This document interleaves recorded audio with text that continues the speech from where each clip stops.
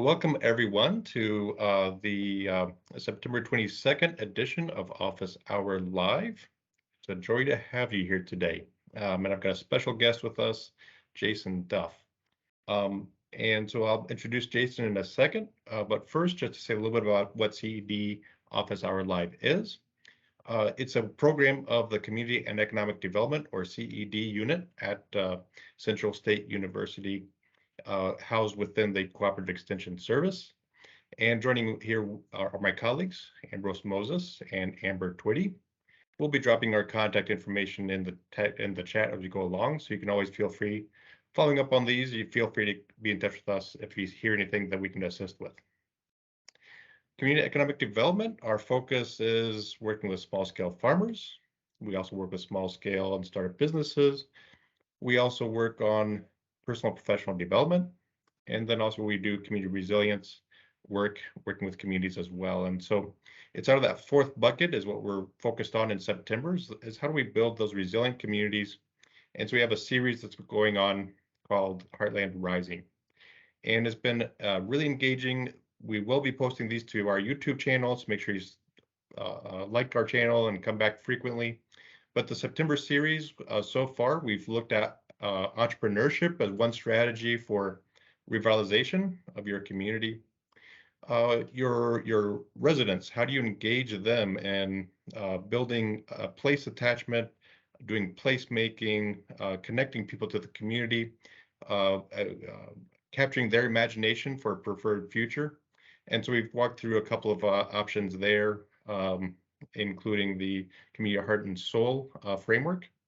And so we met with Cassie and Brian from the Community Foundation of Findlay, Hancock County to talk about that.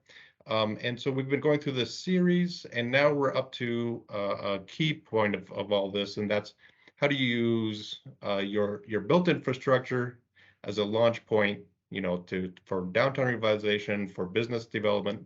And so that's why we are so pleased to have Jason here with us. So Jason works for Small Nation, is the founder and CEO of Small Nation, based out of Bellefontaine. And it's been a journey that we're going to hear about for Bellefontaine, but I was especially pleased to have Jason with us. I have family in Bellefontaine, and so I've been going up there for years. And I've seen Bellefontaine sort of transform its downtown and transform its environment, its local economy over the years. And so at the heart of that process has been Jason. And so it's just really great to have you, Jason, and to share with us the Bellefontaine story, and then share with us some resources and things that Small Nation is now providing. So folks, we're going to turn it over to Jason to walk us through a presentation. And Jason, first, you can start us off with kind of a little more about yourself and how you came into this work. But then we'll also have time at the end for a question and answer and Q&A period. So Jason, take it away. Well, thank you, Eric, and big thank to also our co-collaborators today, to Amber and Ambrose, helping make today's show possible. I'm really excited to be a guest today and share a little bit about how we got started in taking a town that was really struggling, struggle with blight and buildings that were in despair, and really work to revitalize it in an incremental development way. But my name is Jason Duff. I am the founder of Small Nation. Small Nation invests in places, spaces, and dreams for small towns and entrepreneurs. Now, when you hear the word small towns, it really is a definition of a lot of those communities that are 50,000 people and less. But how that relates to our big city friends and neighbors, this can also be your neighborhood. It can be a district. It can be your campus community. Really, a lot of the principles that we're going to be sharing today really can apply everywhere.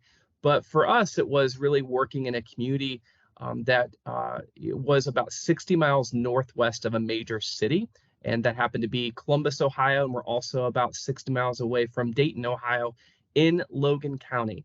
Logan County is a community of 46,000 people. The city of Bellefontaine is the county seat at 13,000 people. And I appreciate today, Eric's going to be running our slideshow. Thank you again for that. But yeah, this is all about neighborhoods, buildings, people, and how we can activate and really make that place, the place maybe we grew up, or the place that we moved to, make it feel like home.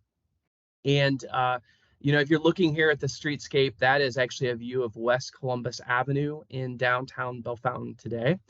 And you're going to see, signs on the building. You'll see cars that are parked on the street, some pedestrian ways that are friendly, that you would feel safe walking around and grabbing a cup of coffee at the coffee shop that's there in the corner, or maybe moseying your way into the antique mall, Nest 1896, that's right next door, or the building a little further down with the kind of cream of brick and the green on top. That's actually a medical practice called Hickory Direct Medical.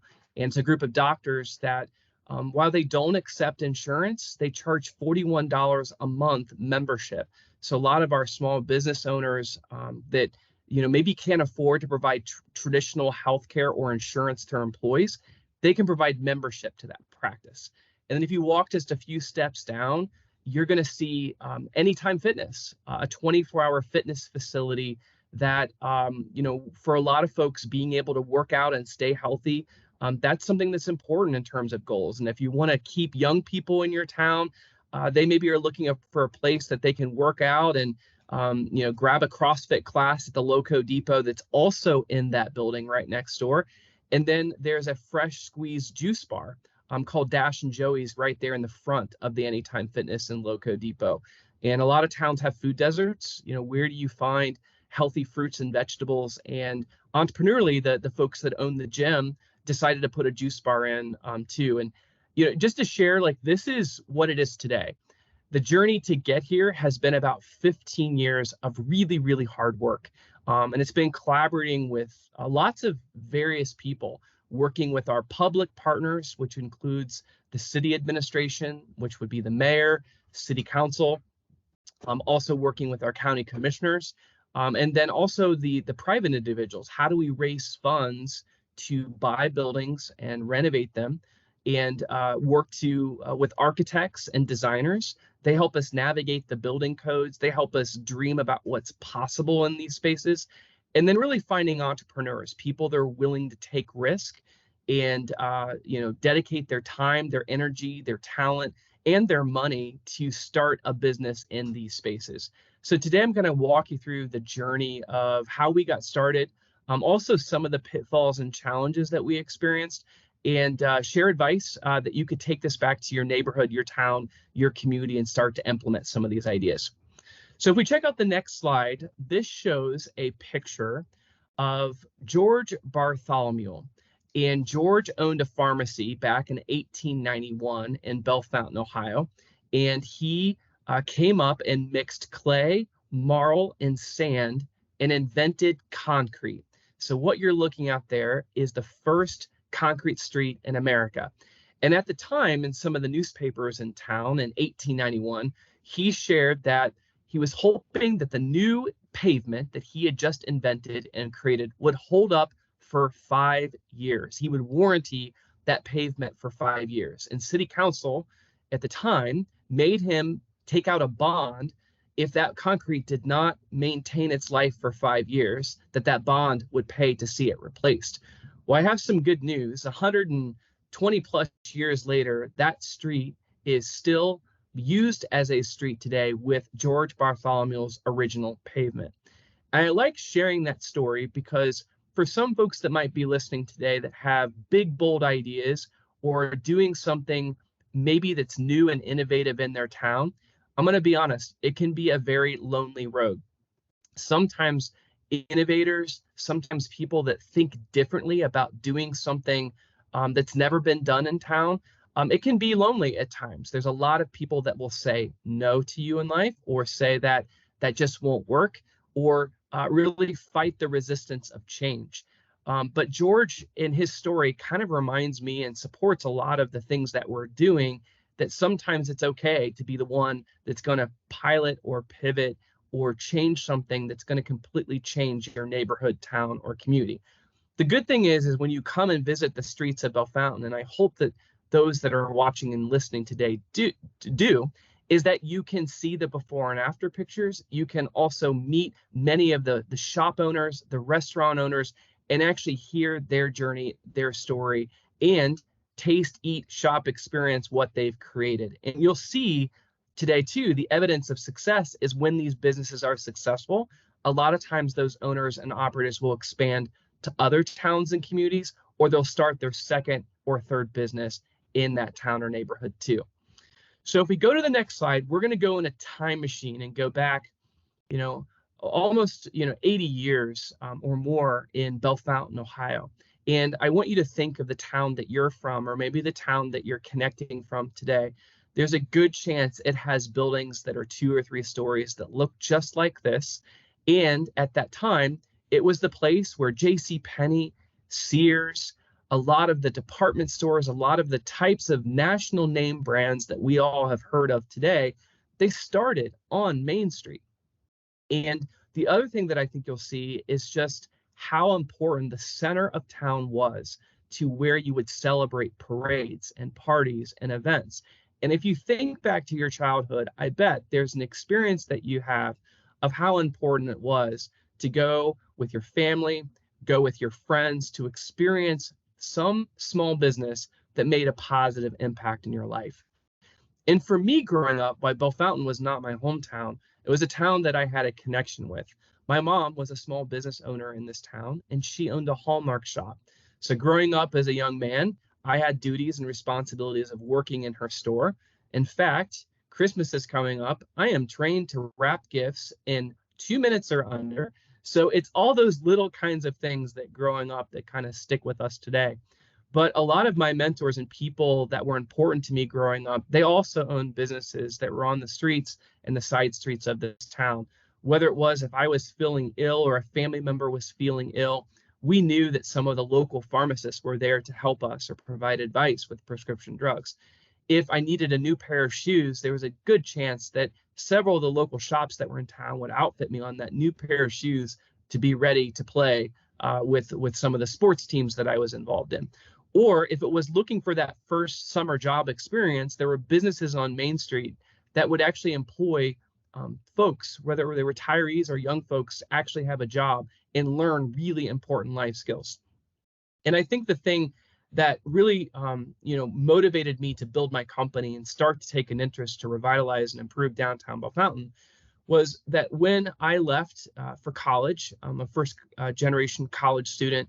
I left my community that I grew up in, and my mom's store during that period of time, she ended up closing her business. The men's clothing store that was a few doors down from her, that when I was 13 years old, the owner of that men's clothing store taught me how to tie a tie. His business closed. And within just a few short years, 80% of the first floors of downtown Bellefontaine became vacant and empty. And that's when the economy, the economics of the community kind of got turned upside down, where it was tough to find anyone that wanted to buy these very large vacant empty buildings because of the type of maintenance and upkeep, and also the real estate taxes and the insurance, the kind of expenses that were associated with them. But what did help is the economics, is the price point of being able to acquire the real estate was actually pretty reasonable. Most of the buildings in our downtown, especially the large ones, could be acquired for $50,000 or less. So acquisition cost was low. Renovation and work effort to save, restore, and make that building viable for the types of tenants and businesses today, that took capital and took money. So in realizing and coming back, whether that's the nice thing about being young, and for those students that may be watching, or if you have people in your life that are looking to build that career path, one of the benefits of being young is that oftentimes you have leeway to make mistakes. People are usually more graceful to say, oh, you've never done this before, so I know that was probably a big bold decision or maybe the wrong decision, but here's some advice on how to course correct and fix that. And I was really thankful that as a young person, there were people in my life that would pull me aside and share advice where it was like, hey, appreciate your energy, your drive, your passion, but I've been doing this for a while, and I'd like to give you some feedback. And so I started just being a sponge and asking these open-ended probing questions that say, what do you think our town is missing? And what would come up a lot of times was the nostalgic history, the stories that people had as that deep connection to their neighborhood or town. And I think that's where the light bulb went off, is to say, how can I capture those stories? How can I find the passion that people care about the neighborhood, the town, the community, to fight all of the negative? And the negative oftentimes is we hear the things like, it's not safe, the buildings are blighted, there's no parking. All of those are very common statements that when I go to towns and communities, I often kind of hear the same things. But when you start to unlock people's passion, their ideas, their stories, their history, they get excited about talking about their town and the potential of what may exist there. So if we go to the next slide, I imagine when you look at this photo, it may remind you of places that you've driven by, places that you've walked by, where it's a vacant, empty building. And the good thing is that some local artists in the community took it upon themselves, and this is a really good first step sometimes, is how can we get some public art filling those empty storefront spaces? So you can see my team member, Adam, he was my first employee and really first person that believed in this vision that Bell Fountain could be something better, could be something bigger than what people perceived it at the time.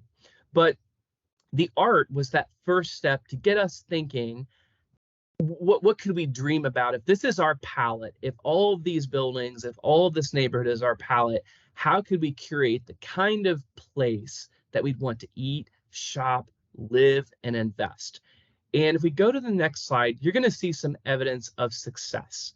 And these are some things that we're really proud of, but it's taken 15 years to really dial them in. You know, small nation in downtown Bell Fountain, we have been involved in creating 3 event centers, recruiting or starting 7 new downtown restaurants. More than 17 specialty retail stores have opened here.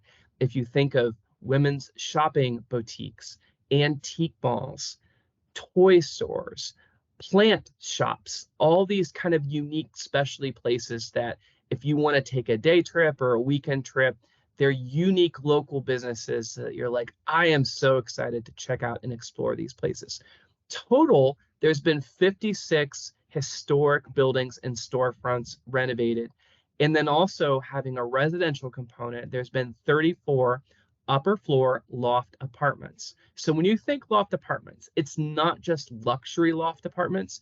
If you want to operate and have quality restaurants, you're going to need affordable places for your dishwashers to work, because in your restaurant, if you don't have dishwashers, you don't have a restaurant. And so these are important lessons in rebuilding the community, and kind of all aspects of it is you've got to really understand the whole socioeconomic pyramid of how everyone contributes, everyone feels supported, and then also how everyone can win economically.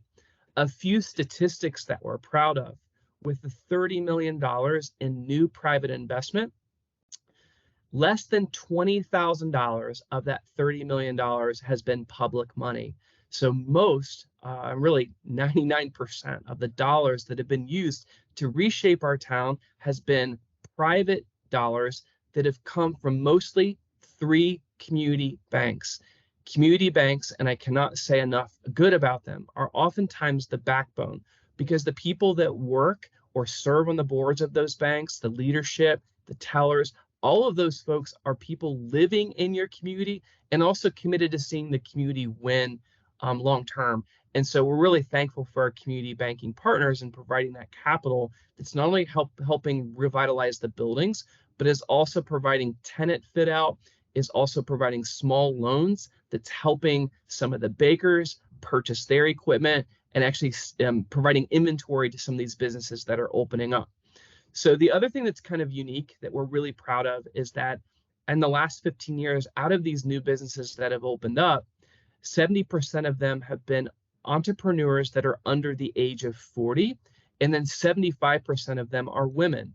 And if you look at that, we really have a rock star group of leading ladies that are reshaping Bell Fountain. All of that has created over 180 new downtown jobs. So when you get your economy going again, the taxes that come from income taxes that funds the city's budget, when real estate property values improve, those real estate taxes go back to support local schools. And then when shopping is increased, not only from the local level, but when tourism and folks from outside of your community are choosing to drive 45 minutes, an hour, several hours away to come stay in your Airbnbs, eat in your restaurants, shop in your shopping establishments, those are all dollars outside in that's benefiting your neighborhood, your town, and your community. So let's go to the next slide. Here's how we did it. And I love storytelling because part of my job is I get to put the spotlight and focus on other people that are just doing incredible things. But if we go to the next slide, I'm excited to tell with you a little bit about our process. It's called the hustle hard approach. And here's why. I'm going to be honest. This work that we do in starting small businesses, coaching, mentoring, developing, creating, dealing with regulatory bodies, it's not easy. And I think I shared with you in the beginning that sometimes charting out with something completely new and completely different that's never been done, it can be hard. But the good thing is that we've made a lot of those mistakes and we can share those lessons, those case studies, that knowledge, because we've already been in the trenches and done it ourselves. And if you think back, whether your specialty is, understanding how to wait tables in a restaurant or how to stock and create beautiful displays in the retail stores, everyone has a unique gift and ability. For us, it's being able to help people see their potential and providing that support and that mentorship and that coaching along the way. So let's check out the next slide. The process starts is how do you get access to real estate in your area? The first thing, a part of our approach, is we buy and renovate historic buildings. We love historic buildings because they have character and architecture and lots of great history in a town and community. And there's also oftentimes great tools and programs that are available at state and local levels to save and restore your historic buildings. The next step is we actively recruit tenants. We find people that have good ideas that want to open a business in a town or a neighborhood. And in some cases, if that in the beginning, we couldn't find people that wanted to start and open up businesses here. So many of my team members and myself, we started those businesses ourselves to get that proof of concept, to show people that something can work in Bellefontaine. The next step is we become an equity partner. We find people that really want that extra support, that they want to work alongside and develop a relationship for the long term. So getting access to capital, getting access to attorneys, to folks that specialize in insurance, that whole kind of team that comes along to support that entrepreneur and that business. The next step is actually getting access to that capital. And that's whether that's working with a community bank or finding an investor that resonates with the project. Money and energy are kind of the same thing. So if you're going to sacrifice a lot of energy for your project, we've got to find a way to get capital. And the goal is to eventually get you, the business owner, paid, and along with you celebrating in the success and profit of your hard work and what you've accomplished. The last thing is we design and promote. Marketing is everything. You have to tell your story. You have to really develop your brand in the right kind of signage, the right kind of fonts, the right kind of marketing materials will help really put your business on the map. Let's go to the next slide. This is Brittany Sexton. Brittany is a mom of 3 kids. She is also a rock star leading woman entrepreneur in our town, and she owns 600 downtown. Brittany is a 5-time world pizza champion, and she was the first business owner. She and her mentor, Michael Shepard, took a risk in opening up a restaurant in downtown Bellefontaine when we lacked quality restaurants. And that took a lot of courage because the building that she went into had a lot of problems. There was a big hole in the roof. When they announced that a pizza place may be opening in downtown Bellefontaine, there were already 13 other pizza places in our town.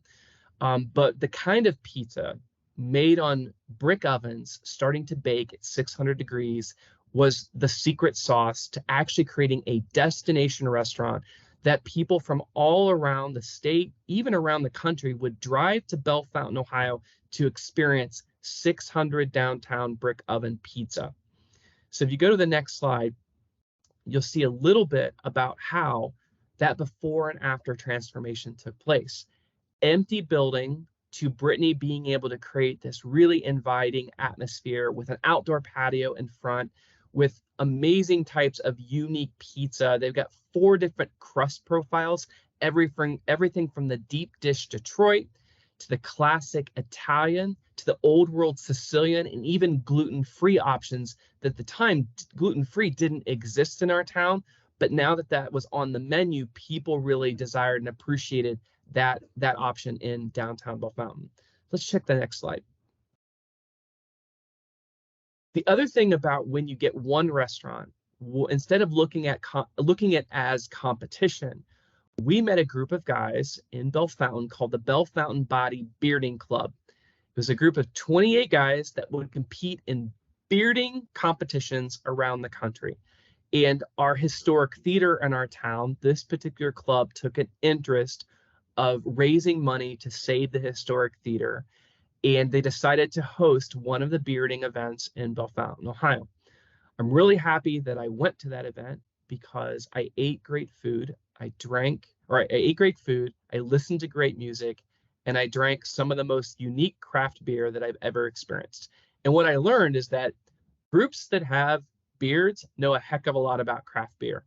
Well, at the time, Brittany had created this great pizzeria, and 10 years ago, craft beer was not in our small town.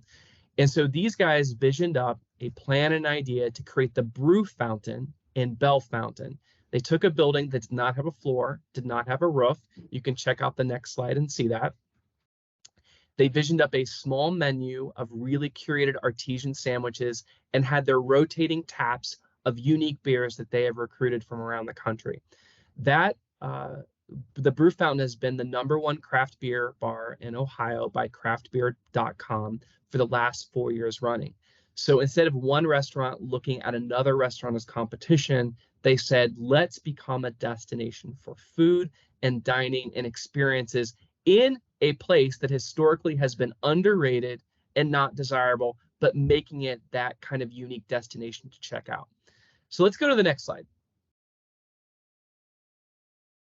Creating places for people to live. So Lofts 110, this was really our first step in creating and looking at the activating upper floors that had been vacant and empty for about 80 years.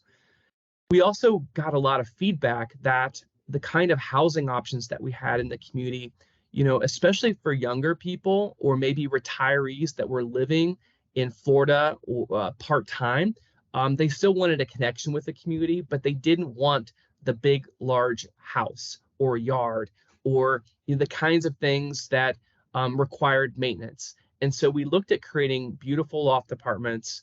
This was really the first project, creating Lofts 110. And if you go to the next slide, you'll see that when you see these apartments, you don't feel like you're in a small town.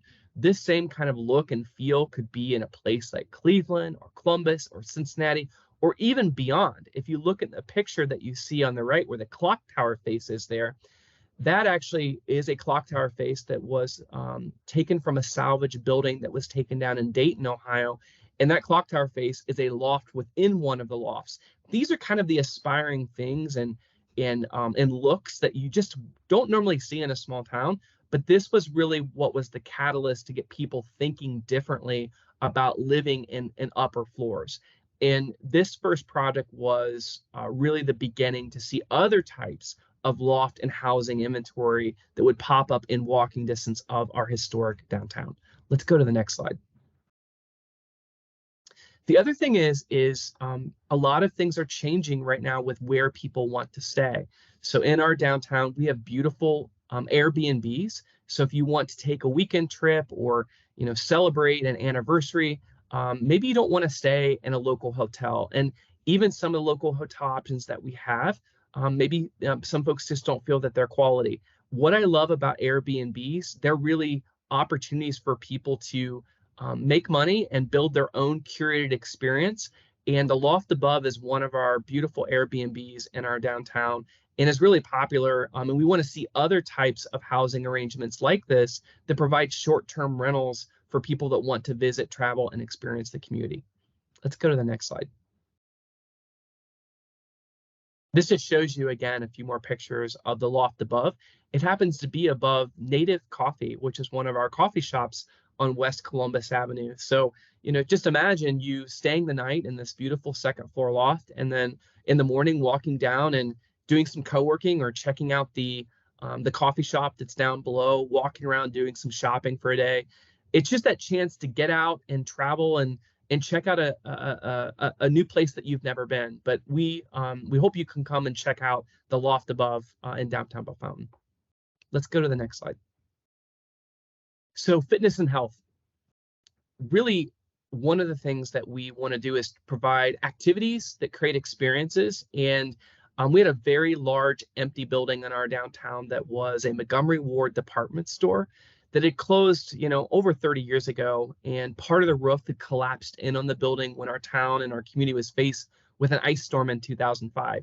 This blighted structure, was a big liability for the city, but we found a way to meet Lyle Inslee and his coach, Drew Melton, and they started the Anytime Fitness and the Loco Depot in downtown Bellefontaine.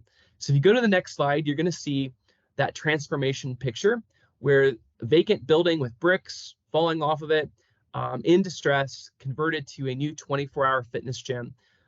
This location is one of the nicest Anytime Fitnesses in the country. In fact, they were just voted in the top 3% of all the corporate chains overall. But if you think about, you get 24-hour access to all the folks there in the community. They provide a free workout at the Loco Depot to the community every Saturday morning. So if you're kind of new to working out, or you're looking to meet people in the neighborhood, or get involved in working on your health and wellness, do a free class at the Loco Depot. And then I mentioned the juice bar that's in front, Dash and Joey's. Another great thing, just having in walking distance of being able to get fresh fruits, vegetables that are available in downtown Bellefontaine. These are things that we just didn't have. So if we go to the next slide. Medical care. This is Dr. Marie Barth. And like I said and shared kind of in the opening slides, many of our small businesses cannot afford group health plans, but they can afford membership to Hickory Direct Medical. At $41 a month, you get access to the nurse practitioners, the doctors. They provide their cell phone even at times. They also can make home service calls. But this has been a game changer for our town and our ecosystem. If you think about it, it's kind of like medicine was 100 years ago. But having this practice and then also focusing on mental health, a lot of our restaurants and small business owners, they're kind of the first line of defense of really helping their associates and people that may be dealing with depression or maybe struggling with an issue with alcohol or drug abuse. We also have in this practice on the second floor is Dr. Marie Arrington. And Dr. Arrington provides mental health services to area folks that may need that as well. So it's another part of the continuum of care with healthcare in our town and community as well. Let's go to the next slide. This again just shows the before and after picture and the transformation. Acquisition cost of the building was very low. It took about $200,000 in renovation of this space that was provided by a community bank that provided our company a loan to renovate it and retrofit this. But this practice has been in business now for over 5 years, and they just hired an additional practitioner, Tara Klofta. She just started last month, and they're continuing to grow their practice, which is a good sign to see. Let's go to the next slide. Who doesn't love baked goods, sweets, and hand-dipped ice cream? One of the things that really bring kind of the nostalgic to neighborhood and experience, of course, is food. But our town was really missing that place for the date night dessert experience. This is Angie Hall. She is a police dispatcher at our local police department by day, but she makes some of the best cupcakes, cookies, cakes for special occasions. And she, in her bakery, City Sweets and Creamery, they open up at 5:30 in the morning. And on Friday and Saturday nights, they close at 10 o'clock at night. People like Angie are in your neighborhood. They may be working in a standard job, but they've got dreams and ambitions. They maybe have a home-based business. Part of it is, and this is a simple step of maybe even posting in your social media, of taking a picture of an empty building that maybe exists in your town or community and asking one question: what do you want to see here? That was the step that we took with this building. And Angie, it was interesting because a number of the comments said, I feel like we need a bakery. Some of the comments said, I feel like we need an ice cream shop. And what was powerful about that is that as people were commenting, other people were tagging people that maybe would have an interest to lease.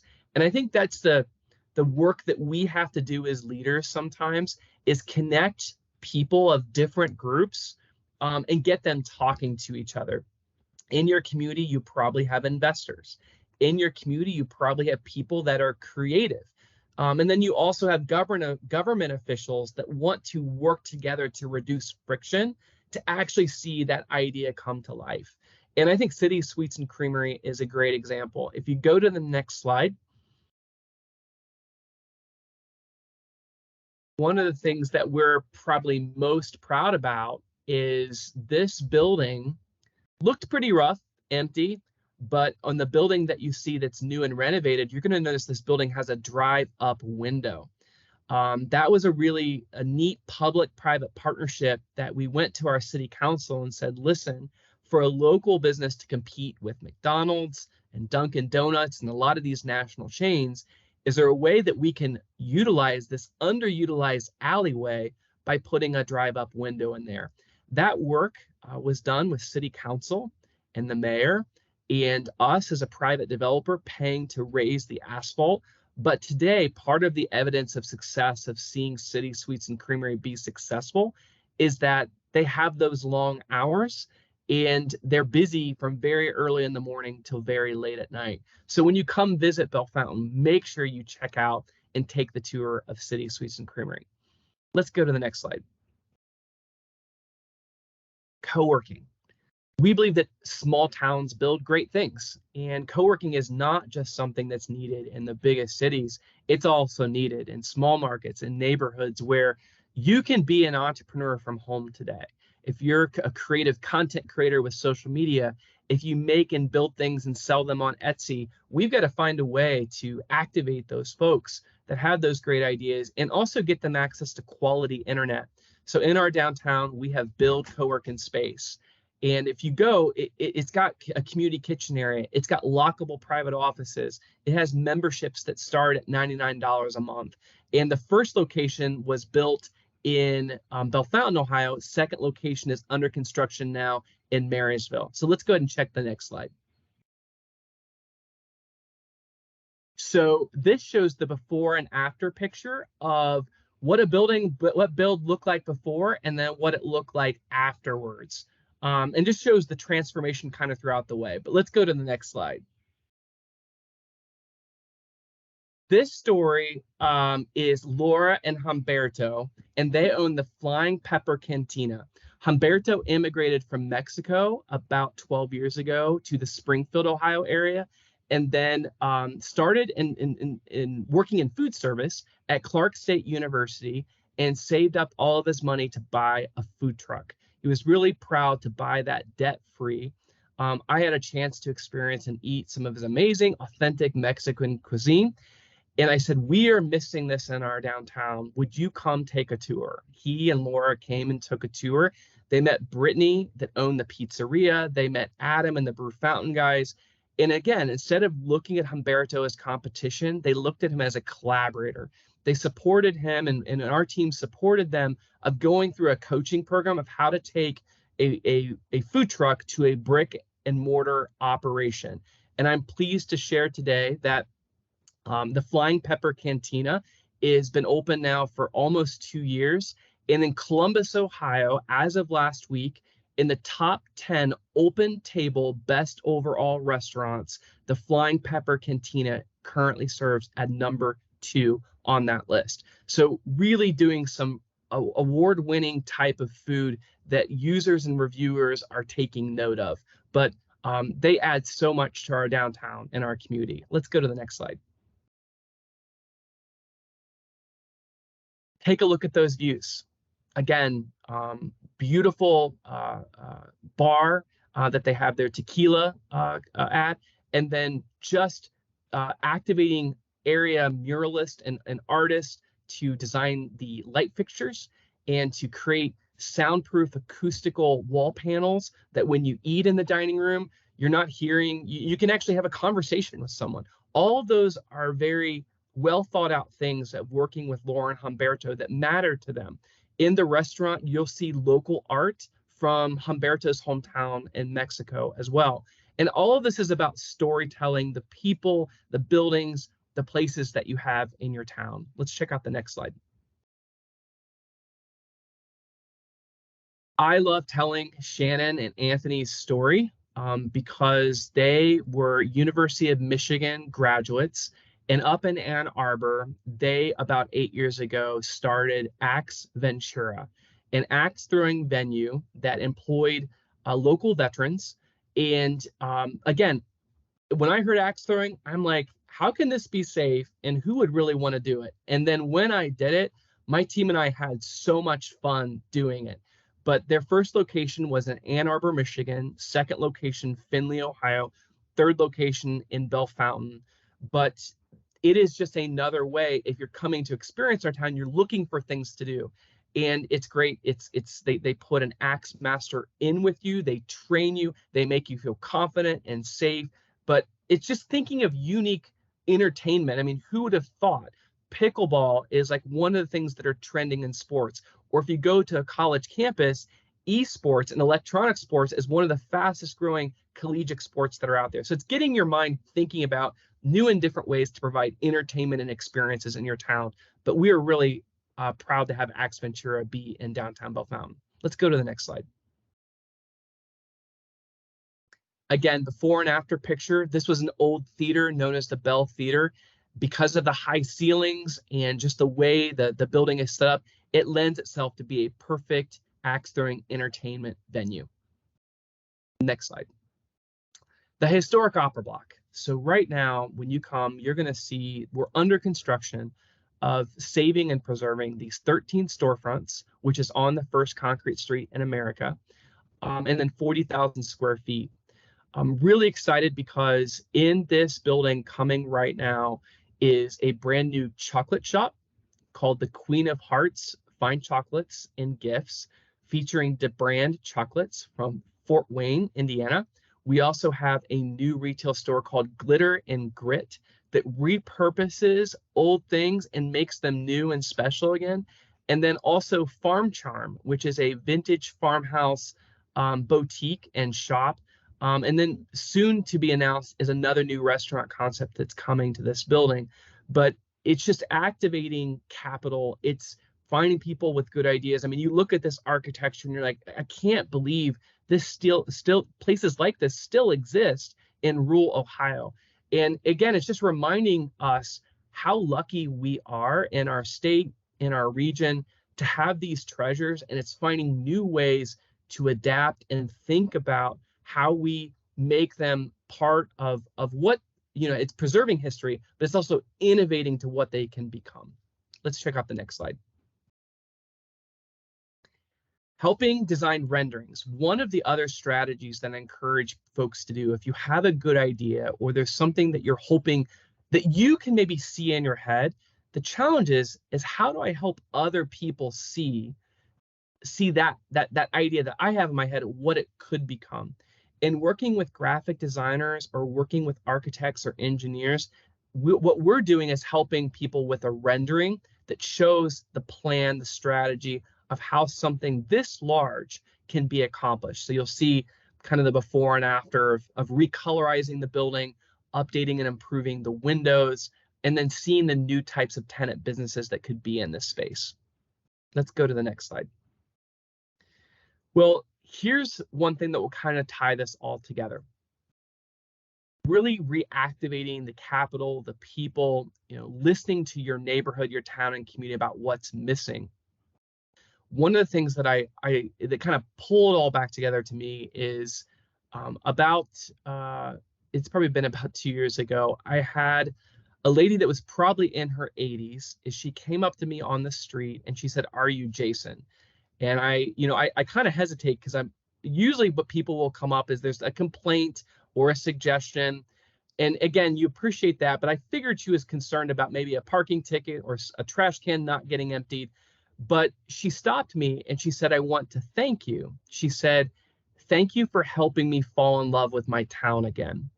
And I think just tying this all together is really thinking about what role we all have in making our towns, our communities, our neighborhoods better. So here at Small Nation, I hope that as you kind of watched and walk through the rebuilding of our town and some of the businesses and people that you heard the stories of, I hope you can actually come visit and experience this for yourself, because we're always listening and wanting to learn on how we can be better, on how we can do more, and also how we can help this be a model for other towns and communities to have the courage, to have the creativity and the capital to take those steps to do the same for their town and neighborhood too. So thank you for allowing me to present today, and I'd be happy to answer any questions that came up. Well, we'll go to questions. Jason, just thank you so much for being on. Really just, powerful reminder that any community has what it needs to make steps forward.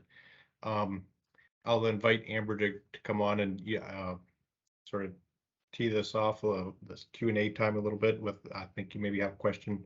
But while we move into that, Jason, one thing I've been wondering about through this is, for a community, what are there resources or toolkits that you've found especially useful? And obviously, Small Nation, we want to direct everybody there, but other resources for people just exploring what does it mean to revitalize our structures and our buildings, and any resources that you would want to steer people toward as they're thinking through this kind of process. Eric, I'd start to get to know the partners that may exist and what roles that they're currently serving and doing. In many towns, they have a chamber of commerce. They have a tourism bureau. They maybe have an economic development agency or a community foundation.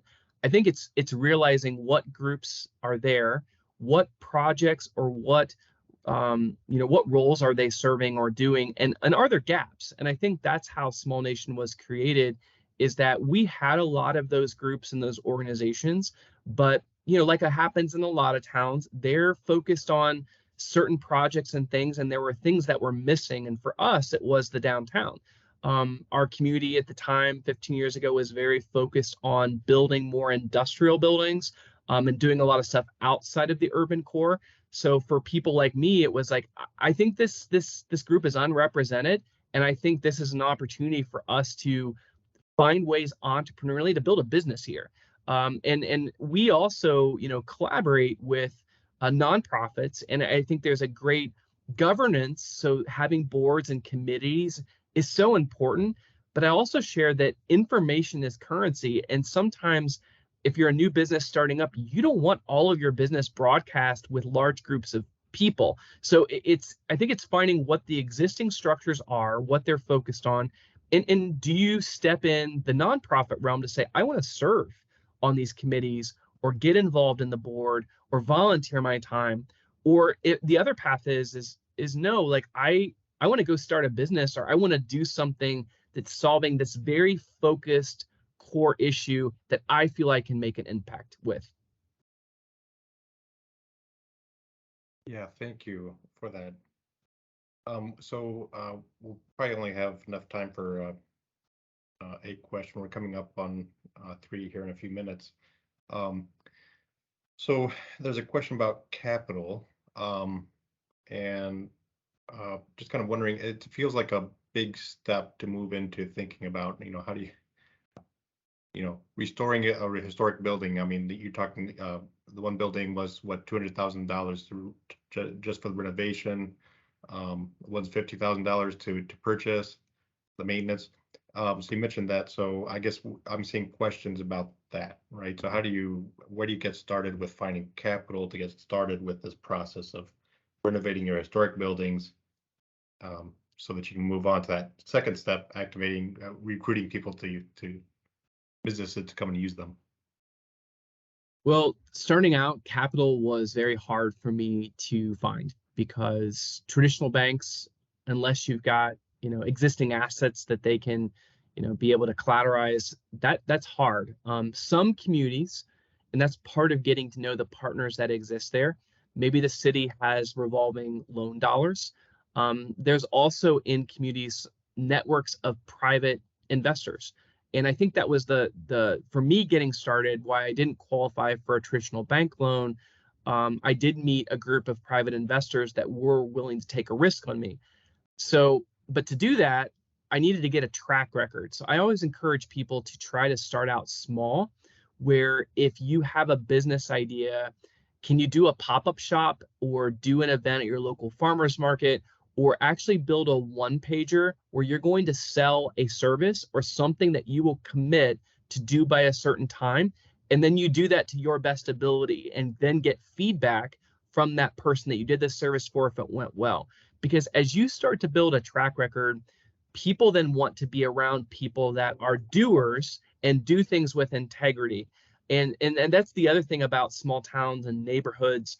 Your currency is your word, and your currency is how you treat people. So I think in the beginning, to buy the first building, I had started and done a lot of little small things that started getting people thinking, wow, he's maybe not young and dumb.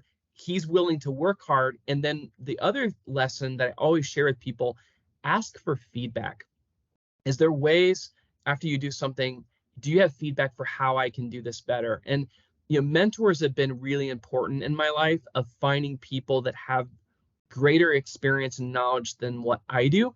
And so I like connecting people with, whether it's I need help doing something to design a logo, or I need help crafting a contract, like introducing people to mentors that will help them on that next step. Because you're not going to come out right the gate and have $200,000 to buy a building. You have to do smaller incremental things to then earn the track record to get someone to take a much larger risk with you. Yeah, thank you. All great insights. Jason, as we get ready to wrap up, do you want to share like specific, if you could get concrete with us, like, you mentioned some stuff that Small Nation can come and do. How does that relationship work? Right? If I'm a small community Yeah. or a neighborhood and I'm really energized by this and it seems insurmountable, and to have a partner like Small Nation in the mix would be helpful. I mean, what does a partnership with you look like? Well, I like to provide a lot of things for free, and it's always finding the right fit in terms of people and community. And we're all at different phases of the process. Some folks, it's like, we're just volunteers at this point. We don't have any funding, and we understand. So, one of the things that we do is we launched a podcast that's called the Small Nation Podcast, that we drop episodes each week. And on that podcast, we interview economic development professionals. A lot of the stuff that I highlighted in our beginning years, you'll hear from the guest and the stories of how all that came about. The other thing on our website, we have it's smallnationstrong.com, which thanks for dropping that in the chat.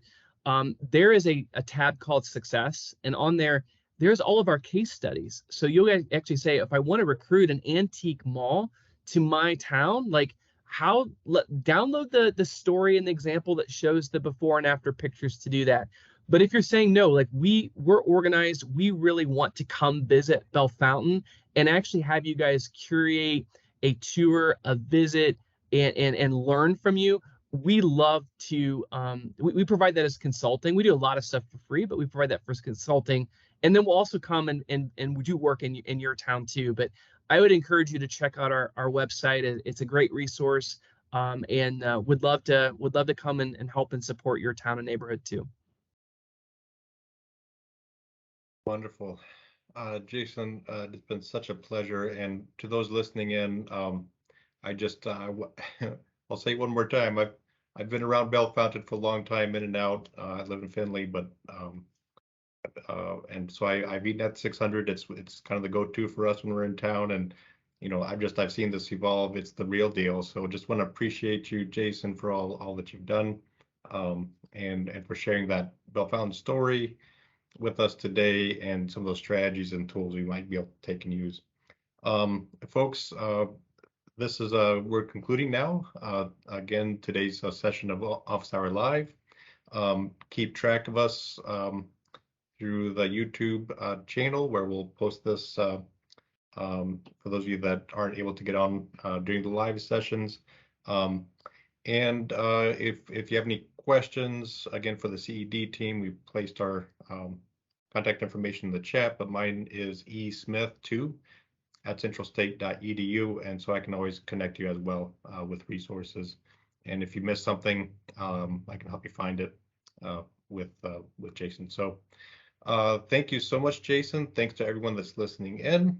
We hope you have a great rest of the week, and remember to come back next week. We're going to be talking specifically, Jason mentioned tourism as a piece of this, right? How do you get people to come? As part of the process, you're getting more people to come and visit. So we're going to focus specifically on tourism next week as a focus, and we'll be having Gwen from OSU Extension come. She works in Noble County, and they've done some great things around using the cultural and natural assets and building trails and those kinds of things as a way to really feature Noble County. And it's been really a boon for them in using tourism, capturing that tourism dollar, tourism economy as part of the revitalization process. So come on back next week, 2 to 3 Eastern time, and we'll keep on learning and growing. Well, thanks everyone. Again, have a good week, and we'll see you next time.